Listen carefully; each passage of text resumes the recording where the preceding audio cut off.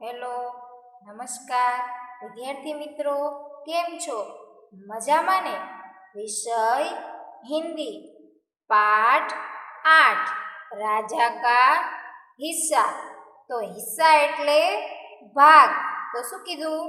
રાજાનો ભાગ. તો વિદ્યાર્થી મિત્રો, આપણે પહેલા પાઠની ટૂંકમાં સમજૂતી મેળવીએ. તો જુઓ, इस कहानी में एक प्रजावत्सल राजा का वर्णन है. प्रजावत्सल એટલે પ્રજાપ્રેમી. તો આ વાર્તામાં એક પ્રજાપ્રેમી રાજાનું વર્ણન કરવામાં આવ્યું છે.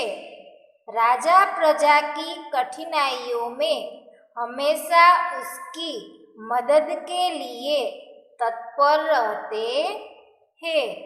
તો કે જે રાજા હતા એ જે પ્રજાની મુશ્કેલીઓ હોય એને શું હંમેશા એ મદદ કરવા માટે તત્પર રહેતા હતા. તો વિદ્યાર્થી મિત્રો, હવે આપણે પાઠની શરૂઆત કરીએ. રાજા ભોજ બડે પ્રજાવત્સલ થે. તો રાજાનું નામ શું છે? ભોજ. તો કે રાજા ભોજ ખૂબ પ્રજાપ્રેમી હતા.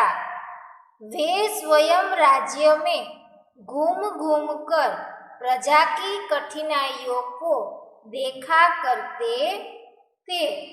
તો શું કીધું? સ્વયં એટલે રાજા પોતે, રાજ્ય એટલે કે રાજ્યમાં, ઘૂમ ઘૂમ કર એટલે ફરી ફરીને, કઠિનાઈઓ એટલે કે તકલીફ અથવા તો મુશ્કેલીને.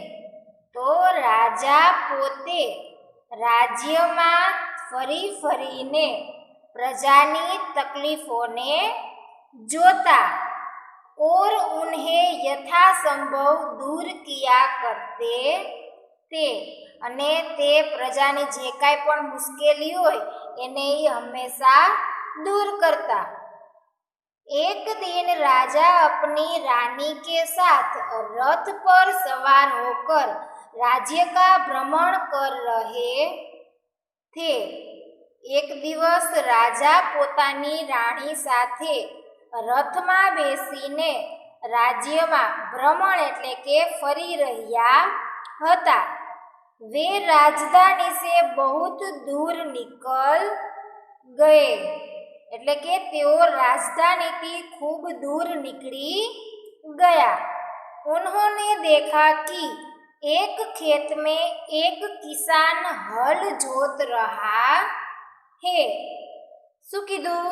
કે તેમણે જોયું કે ખેત એટલે કે એક ખેતરમાં, કિસાન એટલે કે ખેડૂત, એક ખેતરમાં એક ખેડૂત, હલ એટલે કે હળ, જોત રહા હે એટલે કે ચલાવી રહ્યો હતો. મગર ઉસકે હલ મેં એક હી બેલ હે. પરંતુ તેના હળમાં બેલ એટલે કે બળદ, એક જ બળદ છે. दूसरे बैल के स्थान पर उसकी स्त्री हल खींच रही है. શું કીધું? તો કે બીજા બળદની જગ્યાએ તેની પત્ની હળ ખેંચી રહી હતી. राजा भोज ने रथ रोका और किसान के पास जाकर कहा. राजा भोजे એનો રથ રોક્યો અને ખેડૂતની પાસે જઈને કહ્યું, ભલે આદમી तुम यह क्या અત્યાચાર कर रहे हो. ભલે એટલે કે ભલા માણસ, તું આ કેવો અત્યાચાર કરી રહ્યો છો. ભલા કहीं સ્ત્રી को भी हल में जोता जाता है. તો શું કીધું? કે અરે, ક્યાંય સ્ત્રીને શું હળમાં જોતરાતી હશે? મેરા એક બેલ મર ગયા હે. કિસાને શું કીધું? ખેડૂતે શું કીધું? કે મારો એક બળદ મરી ગયો છે. दूसरा बैल खरीदने के लिए मेरे पास धन नहीं है. કે મારી પાસે બીજો બળદ ખરીદવા માટે પૈસા નથી. अगर खेत न जोता तो मैं खाऊंगा क्या? શું કીધું ખેડૂતે કે જો હું ખેતરને ન ખેડું તો મારે ખાવું શું? कहकर किसान पुनः अपने कार्य में लग गया। એમ કહી અને ખેડૂત ફરીથી પોતાના કામમાં લાગી ગયો। उसे क्या पता था कि उससे बात करने वाला कौन है? ખેડૂતને ખબર પડી ન હતી કે તેની સાથે વાત કરનાર કોણ છે। રાજાને કહા, રાજાએ કહ્યું, અરે ભાઈ જરા સુનો તો। શું કીધું કે અરે ભાઈ જરા સાંભળ તો ખરા। जो कहना है मेरे साथ चलते चलते कहो। ખેડૂતે શું કીધું કે જે કહેવું હોય તે મારી સાથે ચલતે ચલતે એટલે કે ચાલતા ચાલતા કહો। मेरा काम क्यों रोकते हो? મારું કામ શા માટે અટકાવો છો? કિસાનને કહા, ખેડૂતે કહ્યું। राजा भोज उसके साथ साथ चलने लगे। राजा भोज હતા તે પણ તેની સાથે ચાલવા लाग्या। अपने काम के प्रति किसान की लगन देखकर राजा बहुत प्रभावित हुए। શું કીધું કે अपने काम એટલે કે પોતાના કામ પ્રત્યે, કિસાન એટલે કે ખેડૂત, લગન એટલે કે લાગણી જોઈને રાજા ભોજ ખૂબ જ પ્રભાવિત થયા। વહ બોલે, તેમણે કહ્યું, ભલે आदमी भला मानस, इस प्रकार तो तुम्हारी पत्नी थक जाएगी। શું કીધું કે આ રીતે તો તારી પત્ની થાકી જશે। और એટલે કે અને थकावट की वजह से कोई दूसरा कार्य भी नहीं कर सकेंगे।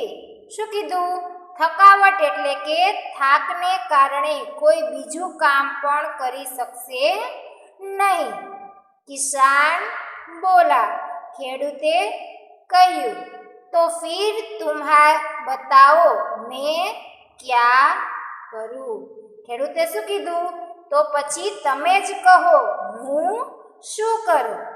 રાજાને કહા, રાજાએ કહ્યું, तुम मेरे साथ चलो, तू मारी साथे चाल, मैं अपना एक बैल तुम्हें दे देता हूँ, मारो एक बળદ तने आपी दઉં છું, मगर इतनी देर मुझे काम रोकना पड़ेगा। શું કીધું કે મગર એટલે કે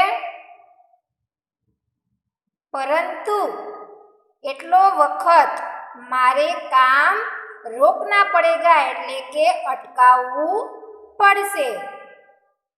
तुम ही बैल ला दो। શું કીધું તમે જ બળદ લાવી આપો ને। કિસાન બોલા, ખેડૂતે કહ્યું, अच्छा ऐसा करो, ठीक ત્યારે એમ कर, तुम अपनी पत्नी को रथ के पास भेज दो। राजाए શું કીધું કે તું તારી પત્નીને રથની પાસે મોકલી દે। वह मेरी पत्नी से बैल ले आएगी, તે મારી પત્ની પાસેથી બળદ લઈને આવશે। तब तक मैं तुम्हारे हल में जोतूंगा, ત્યાં સુધી હું તારા હળમાં જોતરાઈશ। રાજાને કહા, રાજાએ કહ્યું। કિસાન इस बात पर राजी हो गया। ખેડૂત આ વાત માની લીધી। રાજા ભોજ હલ में जूत गए। राजा भोज હતા એ હળમાં જોતરાઈ ગયા। और किसान की पत्नी रथ के पास चली गई અને ખેડૂતની પત્ની હતી એ રથ પાસે ચાલી ગઈ। उसने रानी को सारी बात बता दी અને તેણે રાણીને બધી વાત કરી। रानी ने पूरी बात सुनकर कहा। रानीए पूरी बात सांभળી અને કહ્યું, तुम्हारा बैल तो कमजोर होगा, तारो बળદ तो कमजोर એટલે કે निर्बल हशे। वह हमारे बैल का साथ नहीं दे सकेगा। શું કીધું કે તે અમારા બળદની સાથે नहीं ચાલી શકે। इसीलिए तुम्हें दोनों ही बैल ले जाओ એટલે શું કીધું કે માટે તું બંને બળદ લઈ જા। किसान की पत्नी दोनों बैल लेकर खेत पर पहुंची। ખેડૂતની પત્ની બંને બળદ લઈ અને ખેતરમાં પહોંચી। કિસાન बहुत प्रसन्न हुआ। કિસાન હતો એ ખૂબ જ પ્રસન્ન એટલે કે રાજી થઈ ગયો। રાજા ભોજને कहा। राजा भोजे કહ્યું, अगर कभी कोई दिक्कत हो तो मेरे पास आना। जो क्यारे कोई तकलीफ होय तो मारी पासे आवजे। कहकर राजा भोज ने उसे अपना परिचय दिया। एम कही अने राजा भोजे पोतानो परिचय आप्यो तो किसान बहुत शर्मिंदा हुआ। तो खेडूत हतो ए खूब ज शरमाई गयो। उसने राजा से बार बार क्षमा मांगी। खेडूते राजा पासे वारंवार माफी मांगी। राजा प्रसन्न होकर वापस चल दिए। राजा खुश थई अने चाल्या गया। उस बार उस किसान के खेत में बहुत अच्छी फसल हुई। तो ते वखते खेडूतना खेतरमां खूब सारो फसल एटले के पाक थयो हतो। उसने आश्चर्य का ठिकाना न रहा। ए जोईने खेडूतने आश्चर्यनो पार न रह्यो। जब उसने देखा कि खेत के जितने हिस्से को राजा भोज ने जोता था उसमें मोती उगे थे। राजा भोजे जेटला खेतरमां जोत्युं हतुं एटला खेतरमां शुं उग्या था तो के मोती उग्या हता। बाकी के हिस्से में उम्दा किस्म के गेहूं उगे थे। तो के बाकीना भागमां उम्दा प्रकारना गेहूं एटले के घऊं उग्या हता। किसान बहुत प्रसन्न हुआ। खेडूत खूब प्रसन्न थयो। किसान ने सारे मोती इकट्ठे किए और राजा भोज के पास जा पहुंचा। खेडूते बधा मोती ने भेगा कर्या अने राजा भोजनी पासे गयो। उसने सारे मोती राजा भोज के चरणों में रख दिए। तेणे बधा मोती राजा भोजना चरणों में मूकी दीधा और राजा को सारा हिस्सा सुनाया अने राजा ने आखी घटना कही। राजा ने कहा। राजाए कह्यु, ये मोती तुम्हारे खेत में उगे है। राजाए शुं कीधुं के आ मोती तारा खेतर में उग्या छे। इन पर तुम्हारा हक है। एना पर तारो अधिकार छे। इन्हें तुम ही अपने अधिकार में रखो। एटले शुं कीधुं आने तू ज तारी पासे राख। नहीं महाराज, यह आपके परिश्रम का प्रताप है। नहीं महाराज एटले के ना महाराज, आ आपना परिश्रम एटले के मेहनतनो प्रताप छे। इसीलिए मैं इन्हें नहीं ले जाऊंगा। आथी हूँ लई जाओ।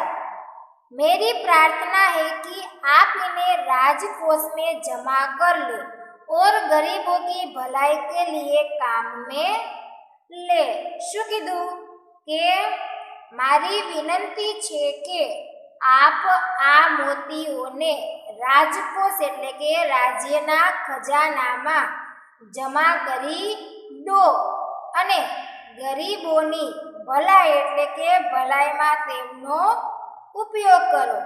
किसान ने प्रार्थना की, खेडूते प्रार्थना करी। राजा किसान की बात सुनकर बहुत प्रसन्न हुए। राजा छे ए खेडूतनी बात सांभळीने खूब ज प्रसन्न थया और उन्होंने मोती स्वीकार कर लिए अने तेमणे मोती स्वीकारी लीधा। तो विद्यार्थी मित्रों, पाठ 8 राजा का हिस्सा पाठनी समझूती मेळवी। तो हवे समझूतीना आधारे स्वापोथी पाना नंबर 45 प्रश्न पहलो, प्रश्न बीजो अने प्रश्न त्रीजो ए होमवर्क में तमारे जाते करवानो रहेशे। नमस्कार।